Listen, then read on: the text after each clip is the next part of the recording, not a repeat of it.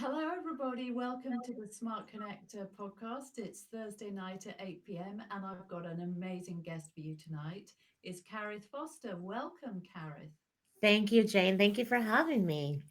And Karith is in Texas, right? You're in I am. Dallas? Dallas, Texas. Well, it's a suburb north of Dallas, but Dallas is good enough. Okay, okay. So, Karith and I met last year at an event in LA, and we had an absolutely amazing chat over dinner in a very glamorous location, I must say, Ted's house, right? Yes. So Karith didn't know this until we spoke tonight, but I often talk about her book, and the title of her book is Be Perfect or Be Happy, which I think is just such an amazing example of what the author, Bill Schley, calls a microscript. So it's really just a few words that just encapsulates a whole movement, really. So I'd love to be able to talk a little bit about that, Karith, before we go on to all your other activities. But I also wanted to say that Karith is a comedian. She's also a diversity and inclusion specialist. She's a speaker. She's very well known, actually. So, we've got a celebrity here tonight. And what's even more exciting is we've got a US celebrity.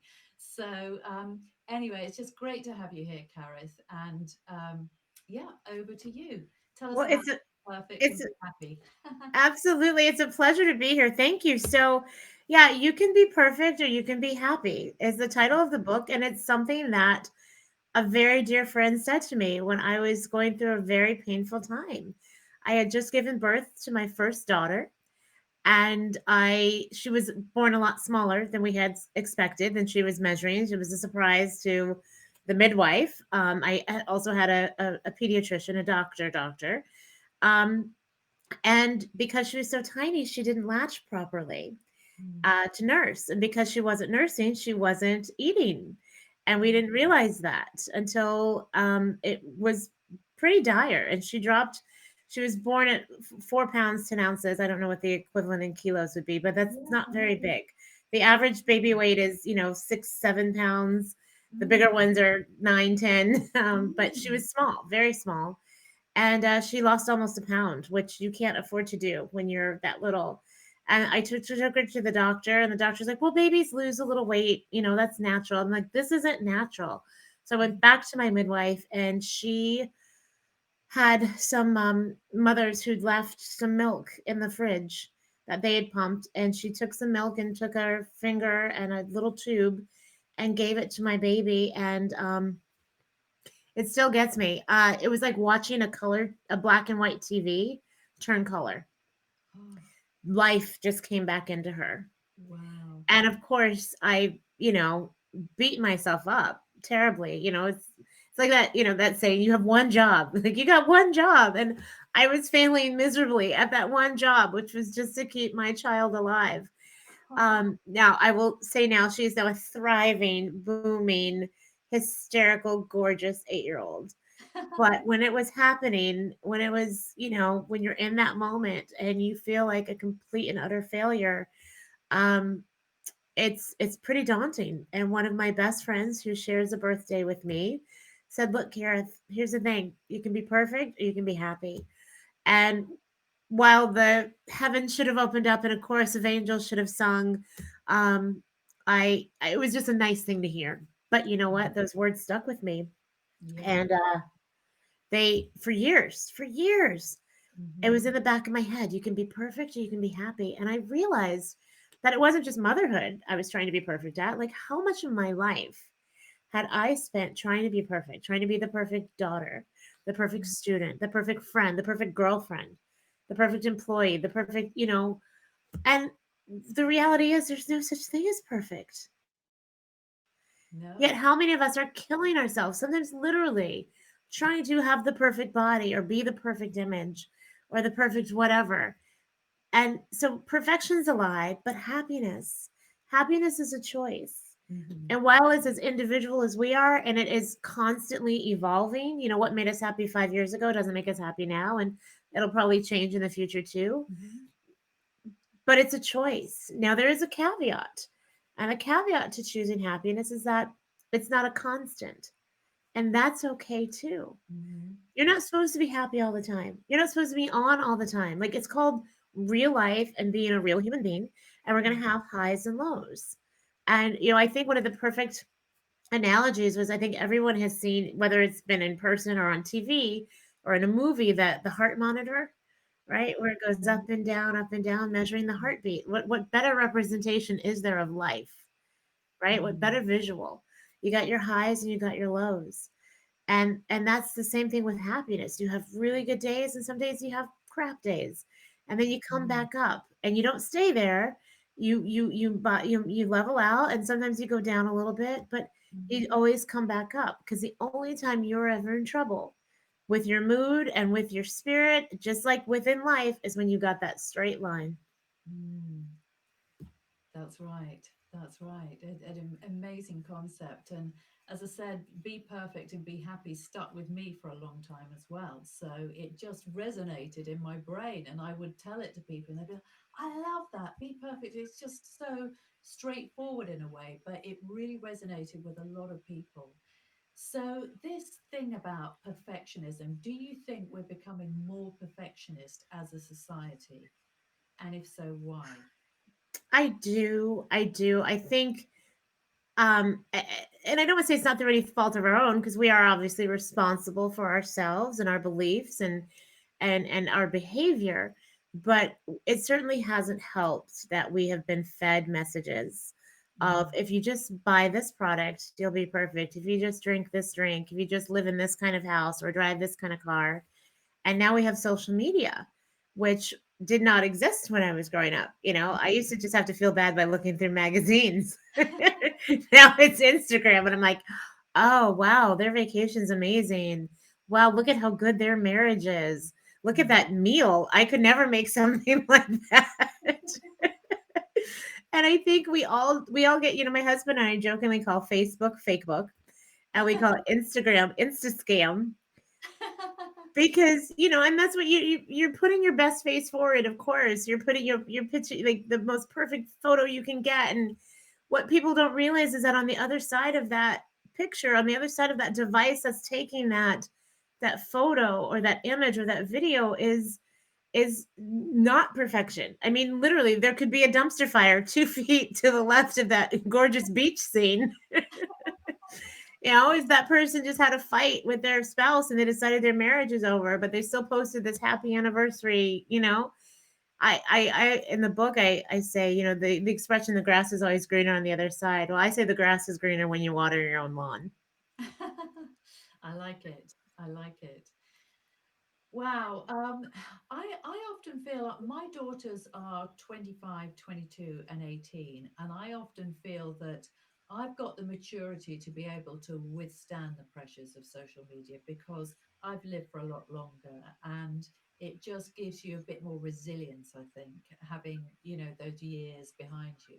But I really notice the impact on them, and I notice how critical and judgmental they are about their appearance. And I think, when I was their age, I often didn't wear makeup. I just used to wear whatever I liked a lot of the time. I probably wasn't very glamorous well, in fact, I obviously wasn't. But I just didn't feel the pressures that they feel to always look good and always have a great wardrobe and spend a lot of money on makeup. And I just wondered, particularly with young women, whether you feel as though the pressures are particularly strong with for them. Absolutely. I don't envy any young person right now, especially because we are relying so much on being online, with the, advent of coronavirus, keeping us from being in person socially as much. We've had to get everything online. Not that we weren't heading that way before, but now it's tough when you see these images where there are filters. I mean, I just heard that plastic surgeons, the greatest requests they get are for people who want to look like their filter Oh, on really? Facebook. Yes, or on Instagram. Yeah. Ah, They want to look like, those are the requests they're getting. Can you make me look like this picture that's them filtered? People Mm, don't even want to be themselves. And that's what this is about. That's what Perfect or Happy is about. It's about embracing your humanity for all of it, your flaws, mhm, the good, the bad, the ugly. But it's, the bad and the ugly are usually what the things that we've been telling ourselves. And they're mhm, not true. Not mhm, true, excuse me, at all. The first chapter in the book, I call it Getting Back to the Basics. And I go through the acronym of the word basics. And the first B is for be kind. mhm, Be kind not just to other people, of course, be kind to other people, but really be kind to yourself. There's this book, it's been out for forever. It's sold millions and millions of copies, number one bestseller in the world. There's a great line. It says, love your neighbor as yourself, mhm, right? How many people are loving themselves? mhm, And quite frankly, not a lot. And self care is not selfish. And loving yourself doesn't mean that you think, you get a high on your horse and think you're better than anyone else. That's not what self love is. Self love is getting enough sleep. Self love is understanding you're human and fallible. You'll make mistakes. Self love is not waking up in the morning and the first thing you do when you look in the mirror is criticize yourself. mm. So easy to do, isn't it? Very easy.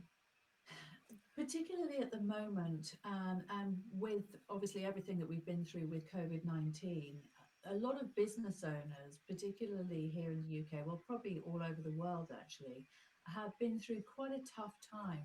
Do you think when we're going through a tough time that we tend to be tougher on ourselves? Because this is something that I've noticed with me, for example, if something difficult or challenging happens to me, then I tend to go harder on myself rather than be kinder, even though the opposite should really be the case.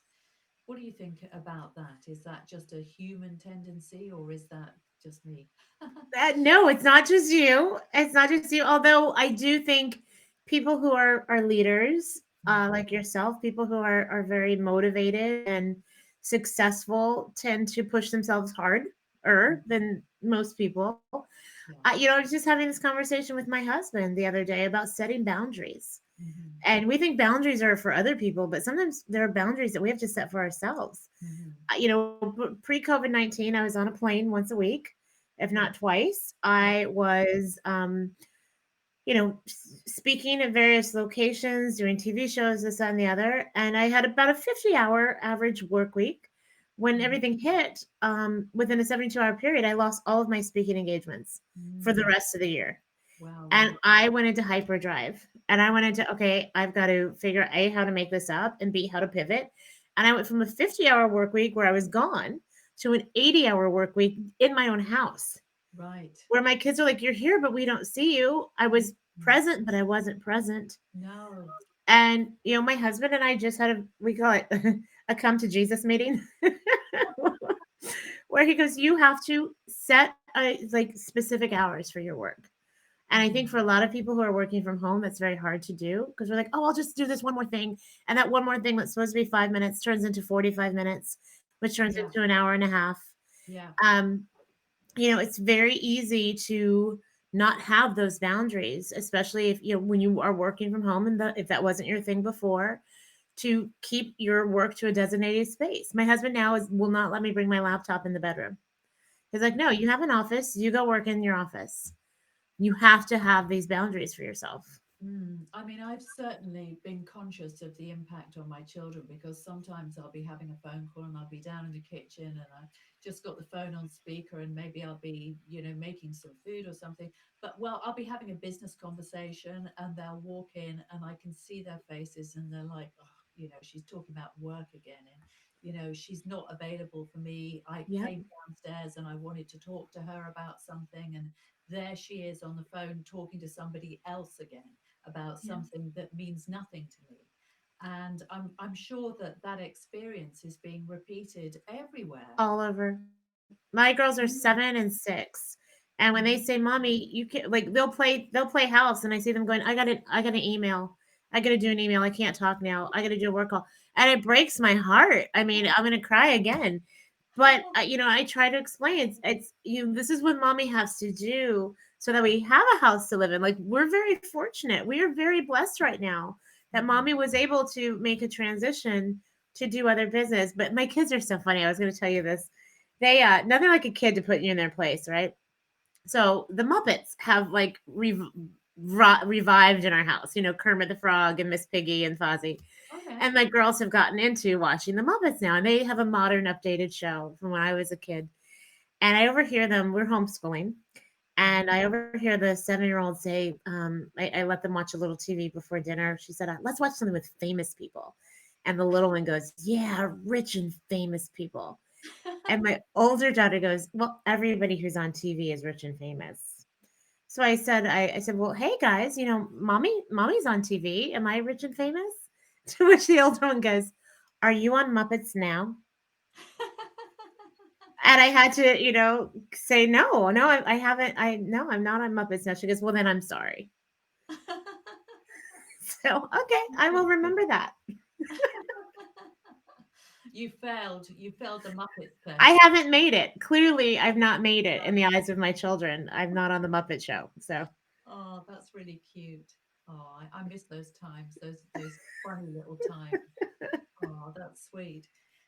So, Karith, I'd love to talk a little bit more about your comedy career because you are actually quite a well-known comedian. And we were talking beforehand, and I was saying, "Well, are you still doing comedy?" And you were saying it's a bit like the mafia that you can never leave. And so, I'd love to hear about how did you when did you discover that you really wanted to be funny, and have you always been funny? I think I've always been funny, but the irony is I was never like the class clown. I was never the loud kid.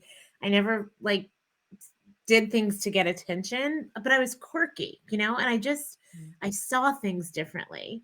And I always had a pretty distant sense of humor. And I think that came from my parents. And, we're a family who laughed a lot. And we laughed when we needed it. Like we laughed when bad stuff happened. Because, that's really, I think there's such catharsis and mhm, comedy. It doesn't mean, we mocked it. It just meant like we used that as one of our tools to heal when mm, things, weren't great or went bad or sideways. And if you think about it, like some of the funniest episodes in movies or sitcoms or TV shows are like funeral scenes, right? mm, There's nothing funny about death, of course, not on the surface, but the idea of taking something that's incredibly painful, and that's what I loved about comedy. That's what the attraction mm. was. Yes. Even before I did it, was I just thought they were geniuses. Like what brilliance to take something really simple and extrapolate on it and take it to a whole other level, or to take something really complex, right, and then break it down so that everybody gets it and put a twist on it. Like that's genius. I'm sorry. Yeah. Comics are some of the smartest people I've ever met in my life. And Mm, whether that, and I know people who have law degrees from Harvard and people who barely made it to the eighth grade. And they're still some of the smartest people I've ever encountered. And I have mm, such an appreciation for the way a mind can work like that. mm, And I got my degree in broadcast journalism. I thought I was going to be a news anchor or a reporter. I thought my life's purpose was to be a beacon of light and truth, and that was going to be the vehicle. It turns out it wasn't, because I got into media and news and I saw that it doesn't operate that way. And you get to tell a version of the truth if you get to tell the truth at all. mm, And I the attraction to comedy was being able to be authentically me and mhm, speak my truth and get people to laugh and have a good time and come together and feel connected and united. Like, mhm. oh, that's beautiful. Beautiful. Yeah. So when did you make the transition? Because you said that you actually started in broadcast journalism. And so when did you actually get to the point where you thought where you got a bit disillusioned and you thought this is about this version of the truth that is not reality? Sure. So I was in my early 20s. For sure. I had graduated, I had my degree. I'd actually moved to New York City to Mhm, work for The View, the TV show The View, because I thought, at the time, who better to have as a boss than Barbara Walters? I mean, this woman was the queen mm, of the media. She was the mhm. woman Oprah Winfrey looked up to, Oh yeah. So who better to learn from than this grande dame? And I got there and I listen, I will say it. I loved being there. The first year was amazing. It was hard work because it was a startup show. Hmm. It was 14, 16-hour days. But it quickly became, and I call it, I don't know if you remember the movie The Devil Wears Prada with Yeah. Glenn Oh, I Close, love that right? movie. And Anne Hathaway. And there's a line in the movie that says, "A million girls would kill for this job. Why are you miserable?" And that's how I felt when I started to get miserable. A million girls would kill for this job. Why do I hate it? Why am I upset? And I Mm, realized it's because I wasn't fulfilling my soul's destiny. I didn't, it wasn't creative enough for me. It wasn't the outlet. It wasn't the path I was supposed to be on. And your body talks to you. mhm. Your body, we don't want to listen sometimes, but our bodies talk to us. And my body talked to me. I was healthy, but my blood pressure dropped to some astronomically low number because I just wasn't happy.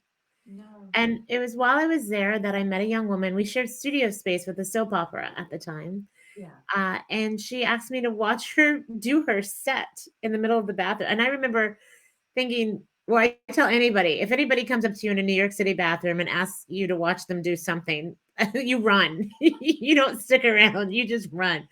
But she proceeded to do like 6 minutes of stand up comedy. And I was like, how did you learn how to do that? And she confessed that she'd taken a class. And I said, "Well, do you think I could do that?" She goes, "Well, actually, you could maybe take my place because I can't do this class I signed up for."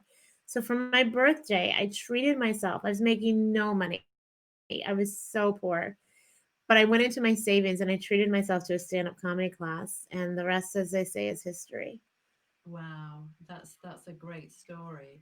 So you started stand-up comedy and you made a bit of a career of it, didn't you? I mean, it wasn't just something that was a hobby and something that you just did when you weren't working. You actually made it work for yourself, didn't you, Karith? I did. I did. I comedy's a vehicle, a great vehicle for so many things, whether it's, becoming a radio host or a writer, or an actor. We see Mhm. so many comics, famous actors who were comedians beforehand, from Robin Williams to Whoopi Goldberg to Kevin Hart, right? Ellen Mhm. DeGeneres has her talk show or had her talk show. Yeah.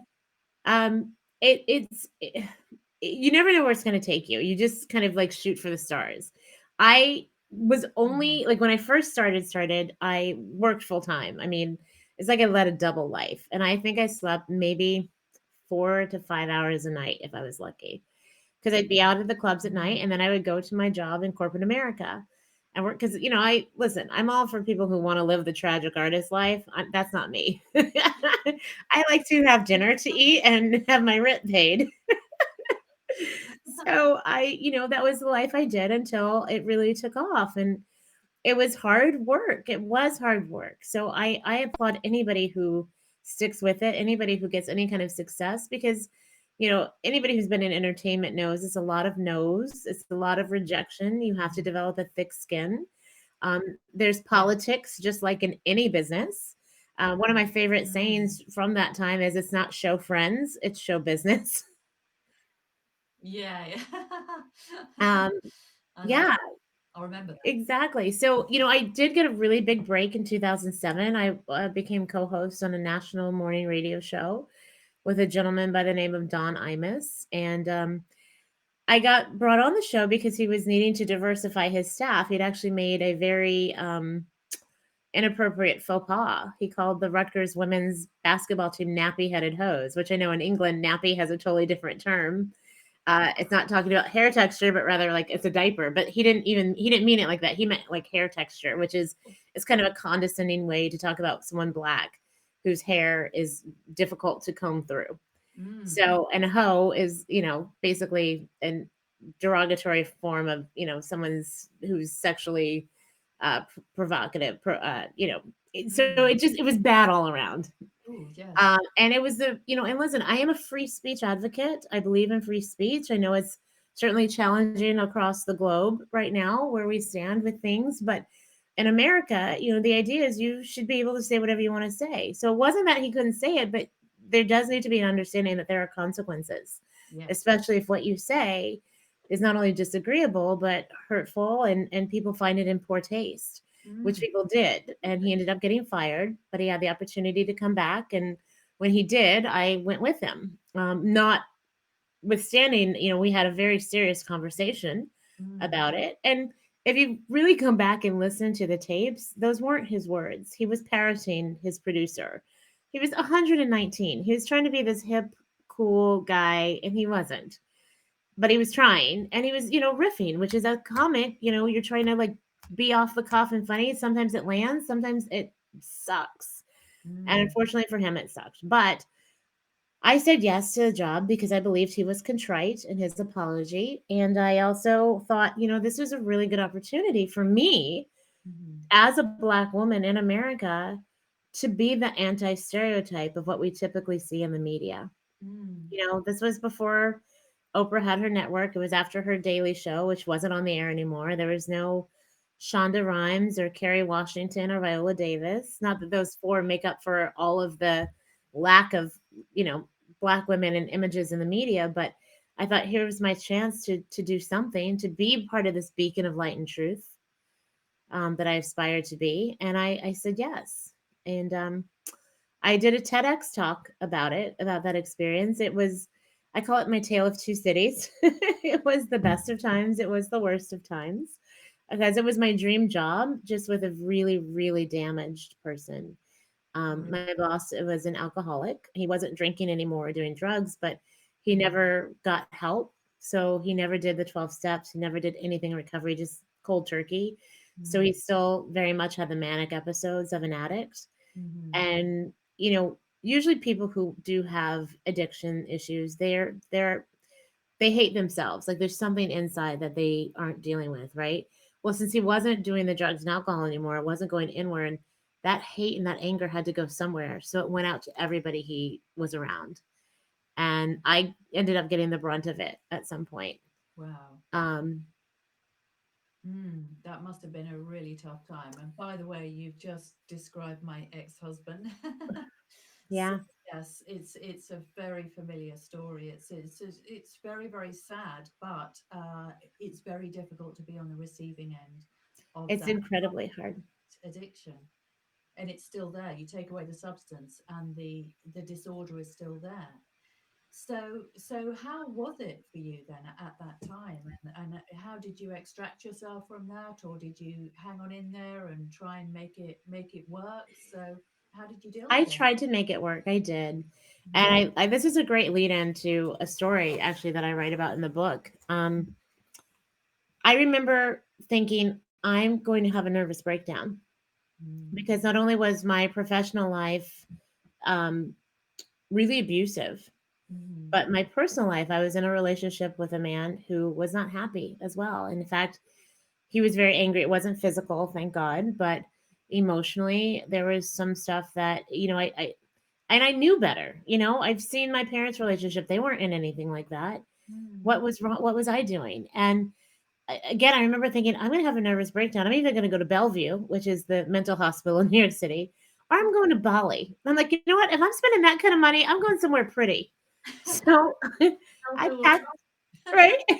So I was fortunate enough to have the means to do so. So I packed my happy behind on a plane and I went to Bali. I went to Indonesia for 2 weeks because I was on the verge of losing it. I really was, because I didn't have my comedy anymore, because you can't be on morning radio up at 4 in the morning. It was TV too, and then stay out in the comedy clubs all night. Mm. So I didn't have that outlet Right. for relief or release. And while I got to Bali, and something crazy happened. And within 24 hours, I have a horrible asthma attack, like life threatening. And Oh, I just remember thinking, I can't die here, because if I do, my mother will bring me back to life and kill me again for dying on the other side of the world. oh no. So the people I'm with, I was there as part of this like manifestation retreat, and I said, "Listen, I got to get to a hospital. I can't breathe. I need like steroids. I need a nebulizer treatment."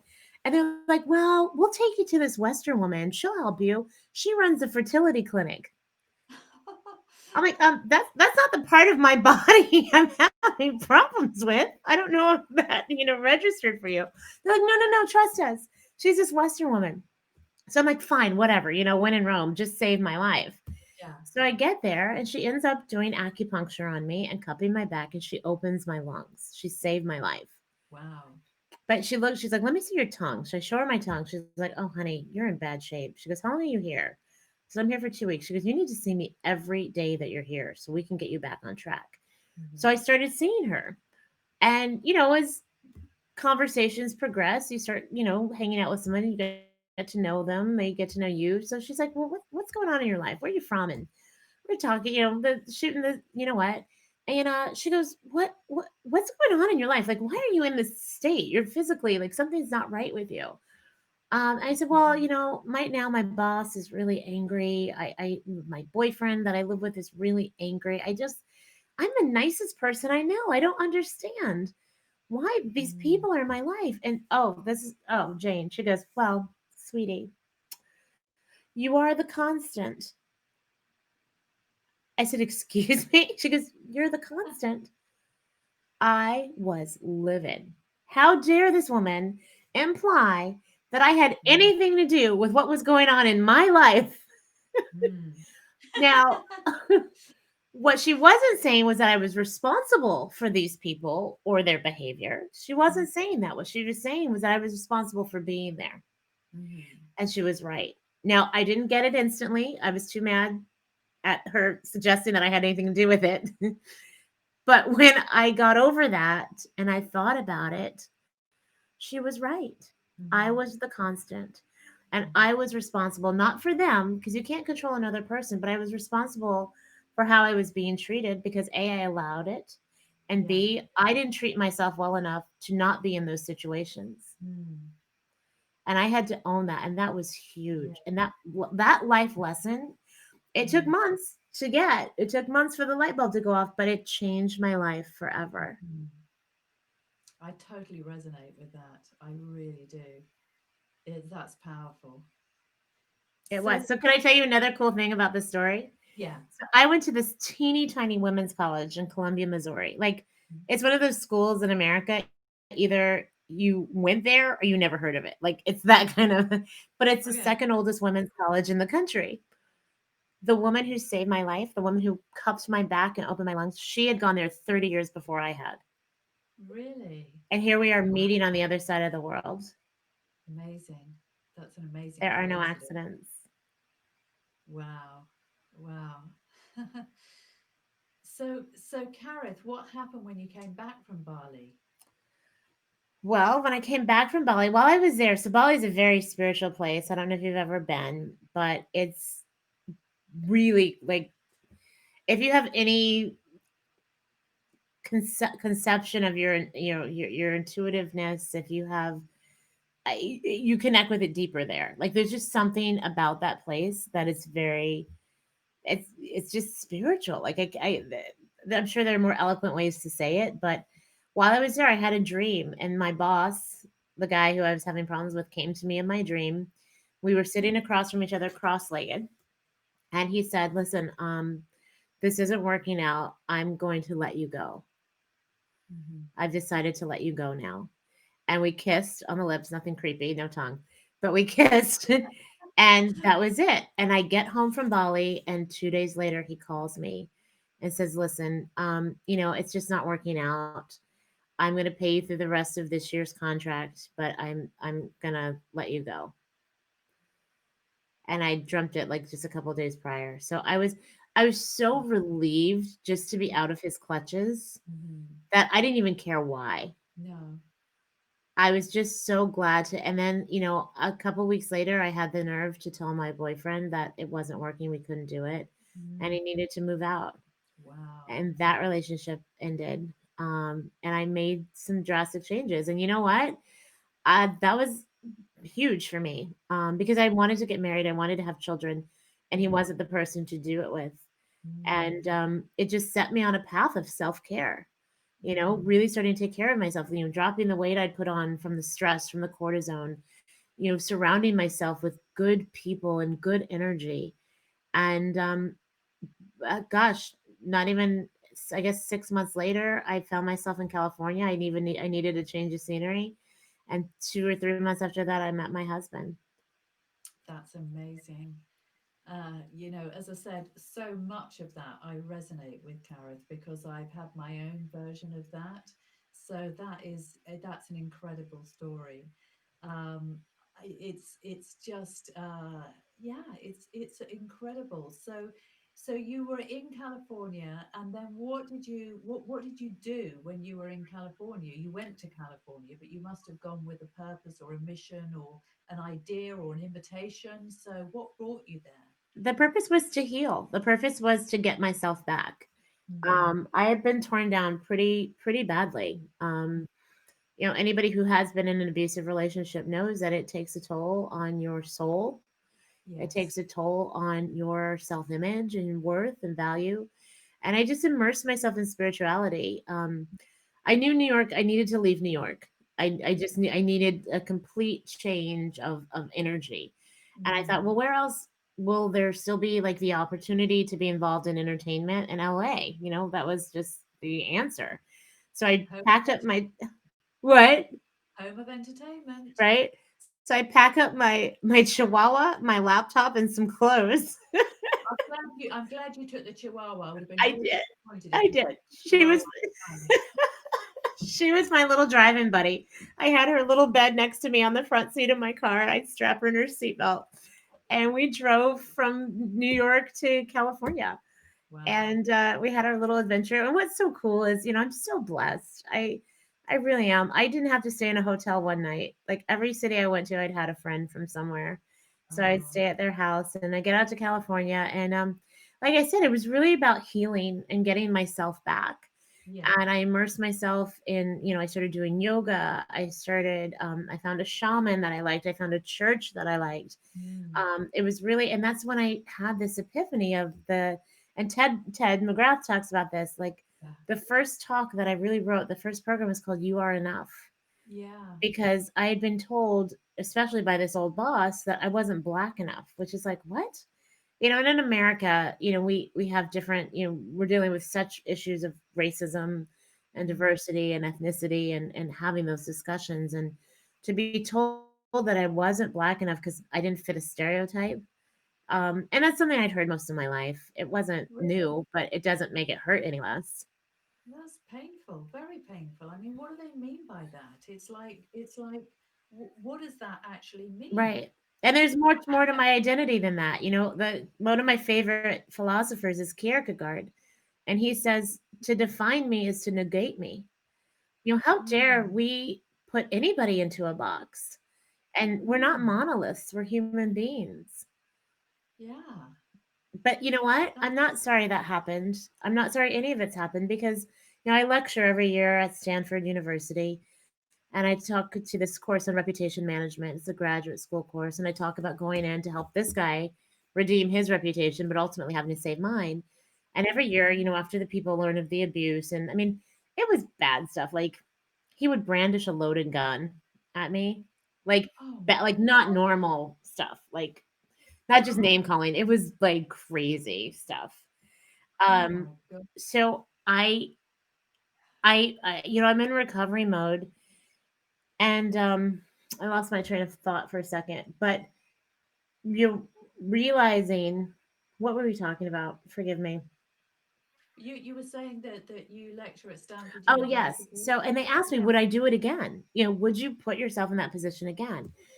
And Mm. while I'm very sorry that it was the way it was and that it ended the way it did, I would do it again. Would I handle it differently? I would, because I wouldn't take it as personally, because he was Mm. messed up, not me. I thought it was me for so long, Yeah. and I think that's what so many people who are in abusive situations think.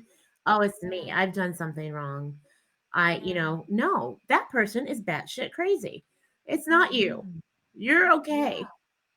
Yeah. But what it did give me was this ability to see how resilient I was and how Mm. strong I was to survive that and to flourish afterward and to give that message to other people.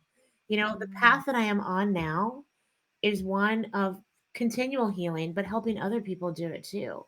One of helping people understand their value and their worth. And, I take that message with me, whether I'm doing the diversity and inclusion work, which I call inversity, or whether Mhm. it's, the self-care work when I speak to a group of young women or Mm. students, or professional HR people, as I had the keynote today, because it's Mm. this message everybody needs to hear. And sometimes we know it, but we forget. Sometimes we've never heard it before. Yeah, and I think sometimes we also forget because we get isolated and disconnected from other people, and we just start bracketing around in our own heads. And sometimes it takes somebody else to actually point that out to us, doesn't it? That's exactly right. So, Karith, I'd love to talk a bit more about your diversity and inclusion work, which you call inversity. And I'd love to know what inversity means to you and, well, just more about your work in that respect. Sure. I started on this path, like I said, because of my experience in TV and Mm, radio. The reason I was even brought onto the show was because, and I said yes, was because he said he wanted to have this national dialogue about race in America. mm. And then I get there, and the first year was great. The second year, he got comfortable, and it said to me point blank, "You're too nice and you don't make enough fun of Black people." Ah, I'm like, "So that's why you brought me on, to be the voice you couldn't be? That's not what I want to do." And when I do use my comedy and my humor, it's mostly, self-deprecating, but I talk about everybody, and I don't pinpoint a group, and I do it to, use it as humor to bring people together, not to be malicious. So I mm, always swore after that if I was ever going to use my comedy for anything, it was only going to be for good. mhm. And then not long after I left that job, we had an incident involving, ironically, another Rutgers University student. And it Oh, was a young man whose name was Tyler Clementi, and he took his own life by jumping off the George Washington Bridge. oh, And he did so because his roommate and some classmates secretly recorded him in an intimate situation with another young man. And oh, I remember just my heart breaking, really? thinking that nobody should feel that's their last and only recourse. But nobody should feel that alone for who they were. Yeah. Whatever it was or Mhm. is that makes you feel like you're not part of the group, or that you're that you're different. Whether Yeah. it's your socioeconomic status or your skin color or your religion or your gender or your sexuality, Mhm. nobody should feel that alone. What can I do to help? And that was the beginning of me developing a program called Stereotyped 101.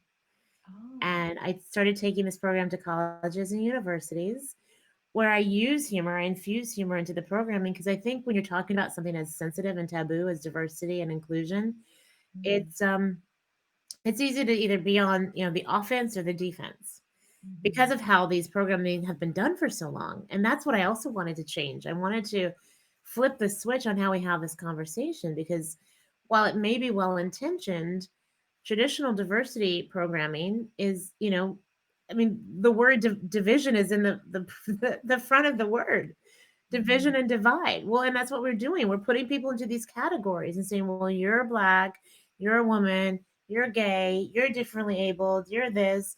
And you're either making someone a victim or a villain. Mm, Again, what an insult to just mm, like categorize somebody by something that is one thing. mhm. How about we go inside, right? And that's what inversity is about. Not, Yeah. it's still acknowledging and honoring the things we bring to the table, that, our histories, our experiences, are the things that make us us. But let's shift the focus from what separates and divides us to what do we have in common?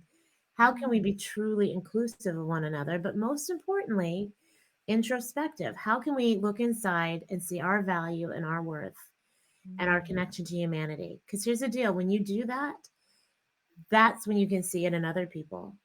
And mm, that's when all this nonsense about race and religion and gender and politics, that doesn't matter anymore, because that's surface stuff. mm. We are all connected. We are all one. I really believe that as well. And so I love that. So you do you take those programs into corporate environments as well, Karen? I do. It's schools, universities, corporations. Absolutely. I'm always, doing, well, I was always on the road doing keynotes, but now they're virtual. And of course, I still bring the same energy and love to the screen because I think that's really important. Nobody wants to be lectured at. Like it's not supposed to be a lecture. It should be an enjoyable experience. Yeah, right. Yeah. Yeah.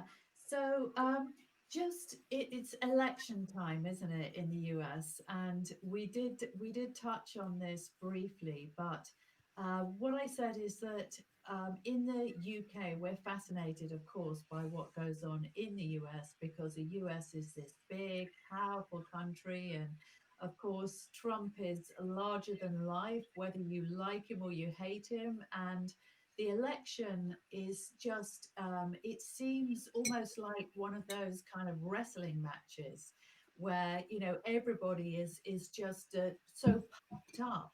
I just don't think it would happen in this way over here, so I'd love to hear what you think about it. Well, I already cursed a little bit. I won't curse anymore on your beautiful show, but I will say this. I call it an excrement escapade because that is what it is right now. I wish we could do things the way my husband's Australian, and he was sharing with me how in Australia what they basically do is they decide on who's going to run for office, right? So it's already sorted out, and then you just have 6 weeks of campaigning. We Yeah. have had years of campaigning. It is taxing. It is exhausting. People over here, I Mm. mean, there are wars, yard sign wars. People put up in their yards who they're voting for, and then another neighbor will put up who they're voting for. And if they don't, it is so insane, That must Jane. be divisive. It's completely divisive. It's completely, and social media doesn't help.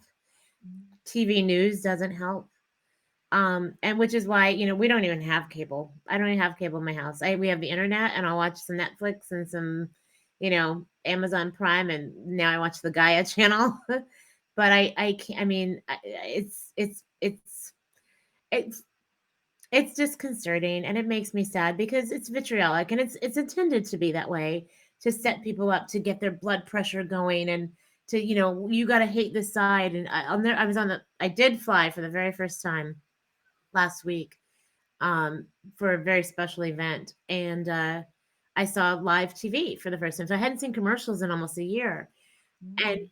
all of these commercials, and I've split my time between the two like opposing networks. One's very conservative, one's very liberal, and each of them had ads where like the world's going to end if this person gets elected, life as you know it is over if this person gets elected. I mean, it's just such propaganda, and Mm. these people who don't know any better, who are just glued to these sets, I mean, they believe that, they Yeah. believe that. Yeah. I've seen it. I've seen it. It just seems a bit nuts. It really does. But mind you, there's a lot that's quite nuts at the moment with COVID, Yeah, but everything. you know what, it does seem like a lot is bad and crazy and upheaval, but I'm really choosing to see this as a time for us to take a step back, Hmm. reevaluate, Yeah. right? And maybe restructure. Like maybe this is this chance to do that. And I know like I went from busy mode to crazy busy mode Yeah. because I had to recover. Yeah. And there are a lot of people who are panicking because they don't have a job right now or they don't have the livelihood they had and they are freaking out. And my heart goes out to them because Hmm. I know what that feels like. Yes. But there is maybe this is a chance for you to be like, okay, what is it that I do love? Where Mm. do I want to put my time and my attention? Yes. What can I create for myself now that this opportunity is here? Mm. I mean, life in some respects has become simpler. In it might not be, it might not feel better to a lot of people, and I know I talk to a lot of entrepreneurs. I have a lot of entrepreneurs in my group, and some of them say, life has actually never been better. This is fantastic because I've actually moved all of my business online, and or maybe they had an online business to begin with, and they said it's just business is booming and it's been great, which is fantastic. But I think local businesses have really, really suffered, of course, and are still suffering. So I think we've all got to be sensitive, really, to Yes. plight of individuals, because it's not the same for everybody. And as you said, it's a time where, sometimes these difficult times happen in our lives, and that is an opportunity as well to step back and reevaluate. As long as we have a roof over our heads, we have enough to eat, we can look after our families, then we're a lot better off, right? Agreed. Mm. Agreed. Well, Karith, I think our interviews come to an end. It's probably everybody's getting a bit tired and sleepy over here, nearly ready for bed. So thank you for being their bedtime story. Oh, it was my pleasure, an absolute pleasure. Yeah, and it's been really great to reconnect with you. And your book, Be Perfect or Be Happy, is a great read, and you can see it behind Karith. Karith. It is. Here, I'll even hold it up so people can see it. Okay, so you can be perfect or you can be happy. So take away that message from tonight. And it And should be available on Amazon in the UK. If not, I will make sure that it is mm, immediately. It should be because I know you can get it in Kindle and you can get the physical copy. yeah, yeah. So it's a great read, really inspiring and really fun. So, anyway, thank you so much again, Karith. Thank And you. yeah, look forward to seeing you again soon, I hope.